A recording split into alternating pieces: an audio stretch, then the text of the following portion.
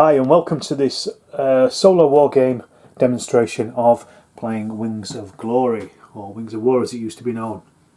This is a First World War aerial dogfight game, and normally it's played against an opponent, a human opponent, but in this case I'm going to be playing it solo just to give you an idea as to how to play some war games in solo. So what I've got is two SE5As. You see here, I'm going to be taking those as the human player, and they're going to be playing against these two Albatross D5As. These are going to be controlled by the solo player, and you'll see how that works first of all. But let me just show you over here. So basically I've got my control panel set up. So this one is for Ernest Udet's Albatross. This one over here is for Jensk Albatross D5, and then we've also got the SE5A as flown by Baldwin, I can barely read that, and this one is flown by Billy Bishop, the Ace. So that's the setup, very simple. It's a nice game, Wings of War, very easy, very simple, but let's have a look at how we're going to play this solo. As with all solo games, you're going to need a little bit of preparation, and also you'll need a couple more things more than what are in the Wings of Glory games. And basically this is a tape measure and one 6-sided dice. You will also need these as well. These are templates, solo wargaming templates, specifically for Wings of Glory. These were made by Herkybird. He has a blog, I'll put the links in the video description below. But he has a set of solo gaming rules specifically for Wings of Glory. These are the templates. The way you use this is the sector templates. And when you're using your solo plane, you'll put this around the base of the aircraft and measure off where the closest enemy aircraft is, and then it'll tell you which sector you're in and which card set you will then use. These are then used in conjunction with more from Herkybird's blog and website. I've downloaded these onto my phone. You can print them out as anything you want. They are basically the Wings of Glory activation cards for the opponent. And what you do is you work out which sector the solo player is in compared to one of your planes, and then roll the dice, and it basically chooses the cards for you automatically. The reason you have to do this really is because Wings and Glory is based on each player taking 3 of these cards in secret per turn and placing them face down and then revealing them all at the same time, so you don't actually know what your opponent is supposed to be doing. So it's a little bit difficult to play it solo from that point of view. It kind of takes away parts of the game. But I'm going to show you now how this game plays. We'll get on with it, and I'll just basically show you how Herkybird's solo rules work. Right, my first move, I'm playing, as I said, the SE5As, and I've chosen my 3 cards for each of these planes. So number 19, he's flying forward, he's going to jink to the left and then fly forward again, and then Zed, or Billy Bishop, is going to fly directly forward and hopefully be able to get an Albatross in his sights. The Germans, or the solo player, will only react when they're within 24 inches of a enemy plane, and as they currently are, I'm now going to show you how the sector works, so we can actually work out where exactly these 2 planes are going to fly their manoeuvre cards. So the first one, Udet, we measure from his stand to the closest enemy fighter, and in this case it's Billy Bishop, and basically draw a line between the 2 stands, point to point, from the centre of the points, and it goes directly through his 12 sector. So we do the same for our second German pilot.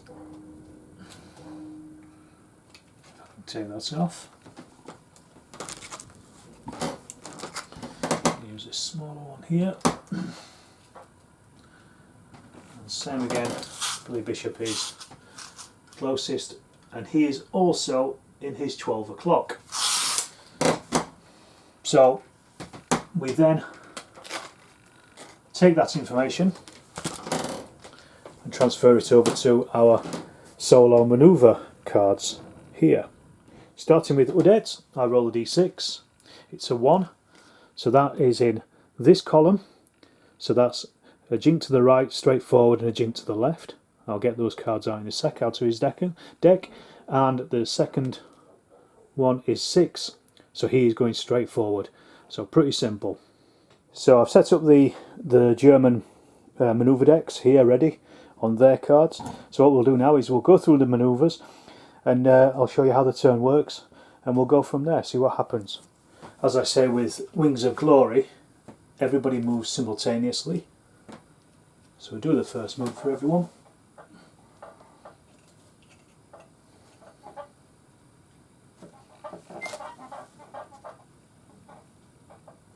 And then remove our first cards.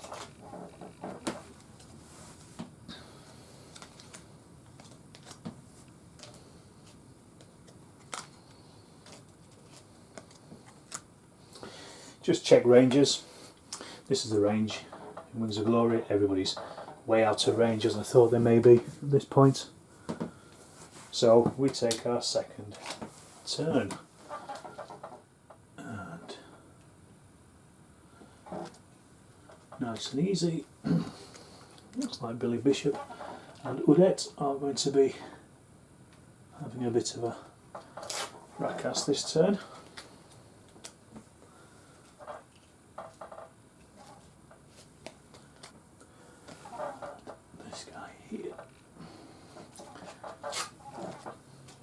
Okay, so that's them done.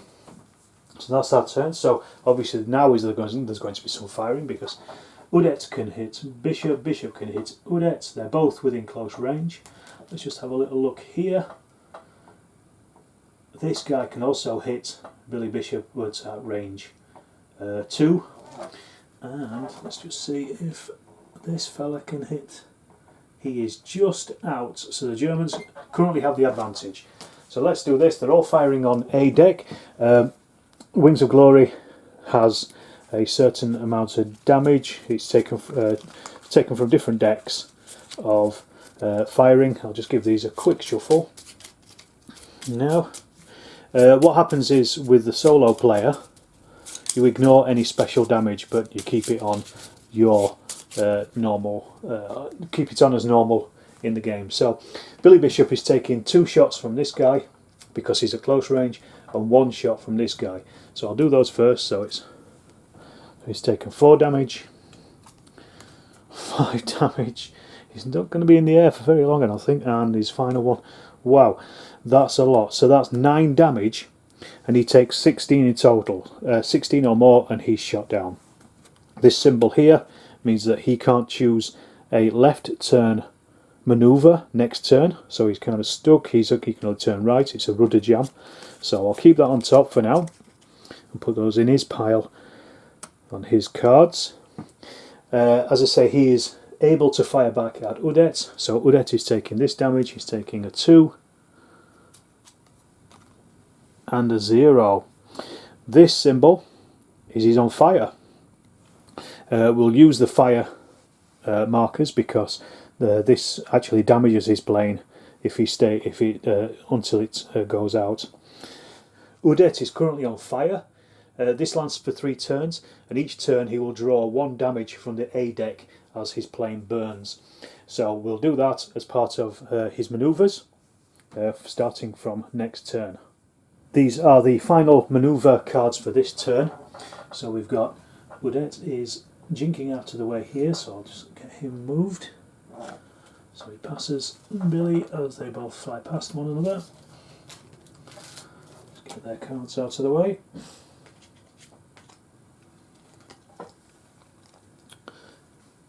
And here, and this chap is literally with Udette as well. I'm not using altitude rules. I know some people like them. I'm not that fussed about them. I'm also not going to use any collision rules here either. I'm just going to say if they're there, they've managed to get out of each other's way. So that's the first turn over. So now we go back to planning. Because the previous 2 turns. In the previous turn, the two British flew straight forward. It means they can do an in-moment turn. So that is literally a flip on their aeroplanes as they are. So this is what they're going to, both of them are going to do this, reverse their positions and then do some tight manoeuvring to hopefully get in behind the Germans. So let's see how the Germans are going to react to that. First of all, the closest one is Bishop, just behind Udet, and he is in his 6th sector. I'm just going to have to remove Udet a second just so I can actually get to the other chap. This will get a lot easier when they're further away from each other. And he is in his 4th sector. So again, I roll the dice for each of these. Just put these back together. So we'll do Udet first. We're rolling a 2. And this is down here, so he's going to be doing some shallow turns. And we said the other guy was in the 4th sector, so he's rolled a 4. So he's going to be doing some turns and then also a little jink. So I'll get those set up. So the Germans are now set up. Don't forget Udet is burning. So we remove 1 flame token and we draw an A damage deck. 0, so he's okay. He survives this turn. So these are quite simple manoeuvres. These are both flipping. When you're doing an in-moment turn, you have to lead up to it with a straight forward and then also finish off with a straight afterwards as well. So as I said, they both did that in their previous turns. It means they're going to have to fly directly forward now in this turn. So let's just get these two separated.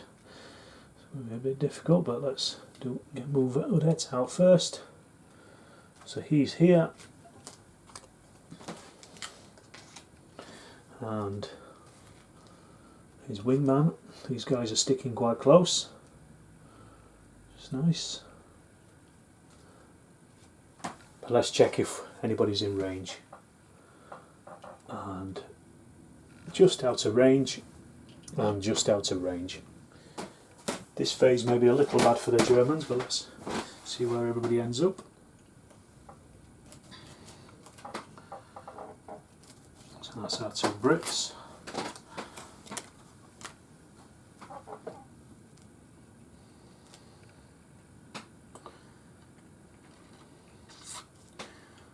That may also be bad for the British as well. So these are our ending positions for this turn. Billy Bishop can fire directly into this guy and he's not going to take any hits back, so let's sort that out. That's at just over close range, so that's one damage, and that's 0. That's a special damage, so we ignore that on the solo player. The British guy here is going to fire. He's firing 2 at the same aircraft. And we've got a 5 and a 0. The Albatross take 15 hits, so that's a third of his already gone. However, the Germans get to fire back. Udet has nobody in his range, but this guy is able to fire directly at number 19 with 2 shots. So that's a 2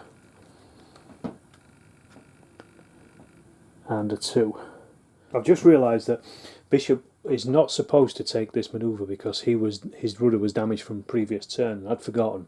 So as a penalty, I'm going to give him a B damage as he's trying to wrench his aeroplane around. So that's taken 0. This is the B deck damage.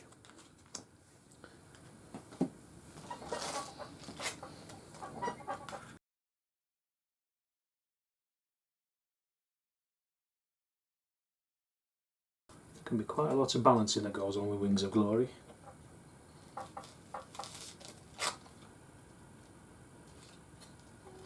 So in this situation, nobody is able to fire at anybody, everybody's pointing away from each other. So now Udet is in his 4th sector there, and our other guy, I think this is probably going to be the 6th sector. Yes, it is. So I'll work out which manoeuvres these guys do and we'll get set up. Odette is still on fire, so let's take his damage. Oh, it's a 5. Again, we ignore the special damage here. So he is now currently on 7 in total. So he's halfway through his damage deck. And I've taken away that fire marker. He's only got 1 left. But let's get these guys moving.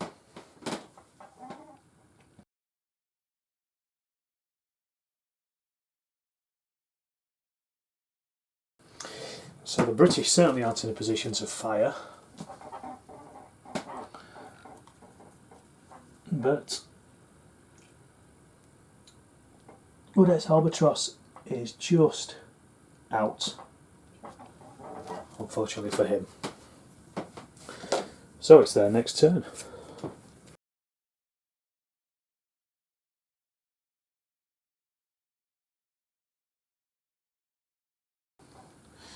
There's a bit of firing going to be happening here. So what we've got, both of these guys are in range and able to shoot. Obviously nobody else is. So let's go with this. Odette firing first, firing at our SE58. 2 shots, 0, brilliant, and 1. Have a quick count of what we've got here. 1, 2, 5 so far of 16, so he's still okay. He's taken 1/3 of his hits. Firing at Odette, we have a 0 and a 2. So Odette is currently on. Let's have a look. He's currently on 9. So only 6 more needed to bring him down. Final phase for this turn. Pretty simple manoeuvres here.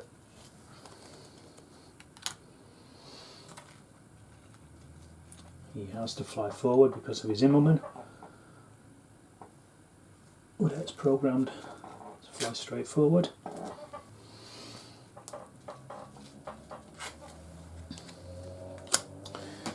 And our last fella flips around here. I don't think anybody's going to be in range. Let's just check. Billy maybe. No, he's not. He's just out of range. And so is he. So that ends that turn. I've already worked out Odette's movement. I'll work out this guy's. I want to know which of these 2 British planes is closest to him. So he is 10 inches away, whereas this one here is also 10 inches away. So basically it's going to be a choice. What I'll do is I'll roll the dice. 1 to 3 will go on him, 4 to 6 will go on him. 4 to 6. He is probably the greater threat, to be perfectly honest, because he's pointing straight at him. So that's in his 2 sector.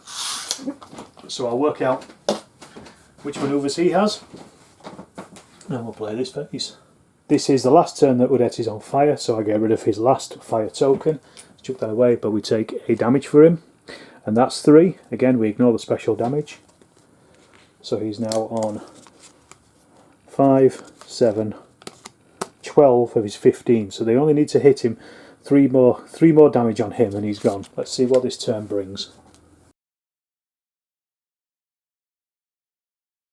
Billy Bishop has just overshot himself a little there, but let's just see. There might be some firing. Obviously, the other 2 can't fire, but just out. However, Bishop is within 1 range of him on there. So let's have a look. This is 2 damage. So it's two damage cards. 1 and 0, meaning he can't turn left. This time we'll try to remember that. His damage cards currently are standing at 10 in total. Okay, so that's everybody set up. I forgot to take the fire off Odette because he's no longer on fire. So he does a spin. An Immelman turn over here on this SE5. This might not be great for Billy and Bishop. I think he's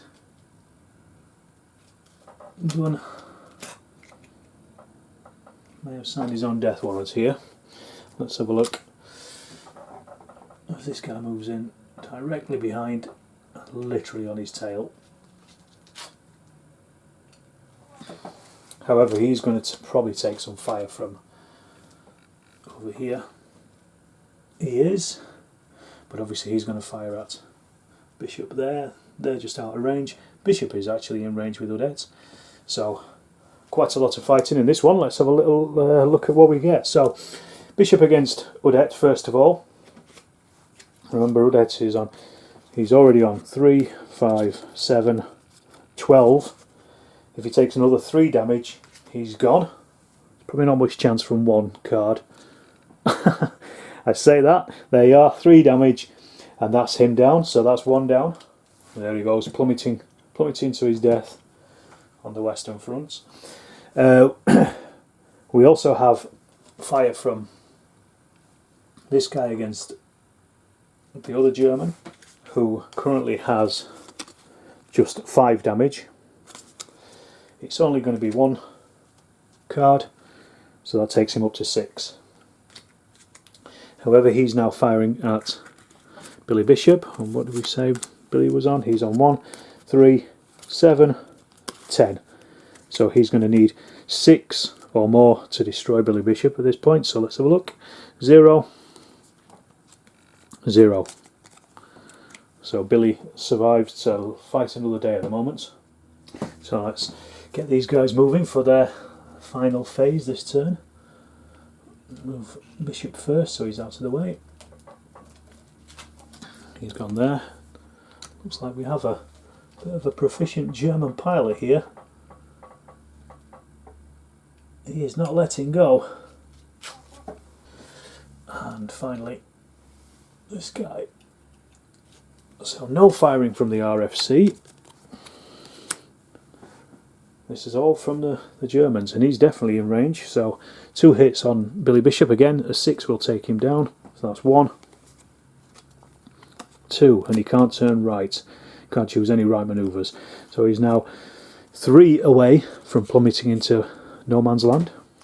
Because again, the 2 British planes are so close to this guy, and he's on the tail of Odette. I'm going to go with on the tail of Bishop. I'm going to go with him being the threat, because this guy, you know, he's still facing quite away from him. He's going to have to turn around to get around behind him. So I'm taking Bishop as the threat here. So I'm going to go with the 12 o'clock, and that's a 5. So I will get those set up. Okay, so I've got their manoeuvres set up. I'm just going to move him out of the way before I put the German in. You'll see what he's going to do in a second.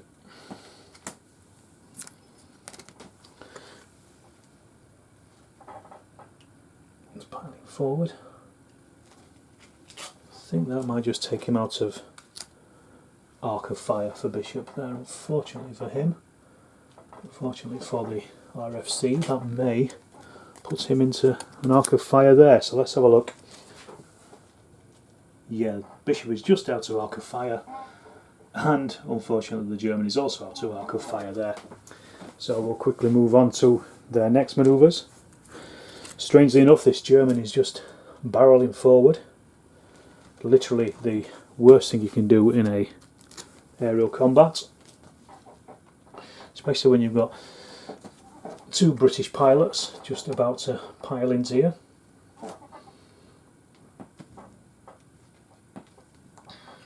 Bishop thought he may have been behind him still, so I gave him the Immelman turn to bring him back round into the fight.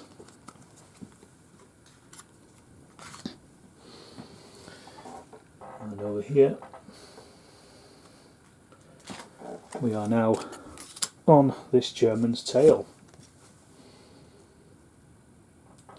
So that's 1 away. 1 card damage.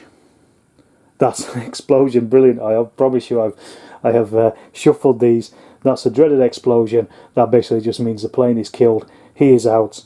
It's game over. That's it. The British have won. They've taken down both of the Germans there.